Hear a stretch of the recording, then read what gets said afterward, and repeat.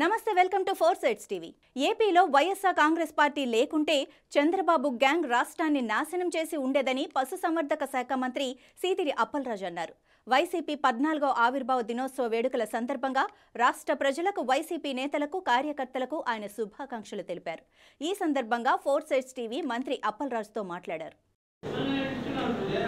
రాష్ట్రంలో ఉన్నటువంటి వైఎస్ఆర్ కాంగ్రెస్ పార్టీ శ్రేణులందరికీ కూడా వైఎస్ఆర్ కాంగ్రెస్ పార్టీ 14వ ఆవిర్భావ దినోత్సవ శుభాకాంక్షలు తెలియజేస్తూ ఈ రాష్ట్రంలో ఉన్న ప్రజలందరికీ కూడా ఒక విషయం నేను చెప్పదలుచుకున్నాను.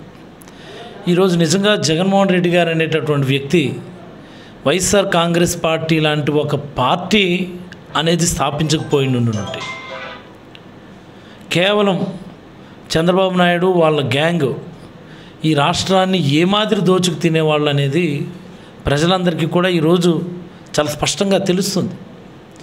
ఎందుచేతంటే అదే బడ్జెట్, అవే ప్రభుత్వాలు, అదే బడ్జెట్లో జగన్మోహన్ రెడ్డి గారు ప్రజలందరి కోసం ఎన్ని లక్షల కోట్లు నేరుగా వాళ్ళ ఖాతాలో జమ చేశారు, ఎన్నెన్ని లక్షల కోట్లతో అభివృద్ధి కార్యక్రమాలు చేశారనేది మనకు చాలా స్పష్టంగా ఈ 5 సంవత్సరాల తర్వాత కనిపిస్తూ ఉంది మనకి.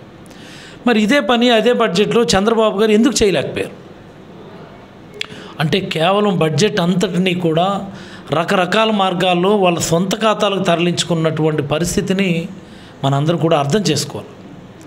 అందుకే అంటాను నేను ఎప్పుడు కూడా జగన్మోహన్ రెడ్డి గారు అనేటటువంటి వ్యక్తి ఈ రాష్ట్రానికి చాలా అవసరం.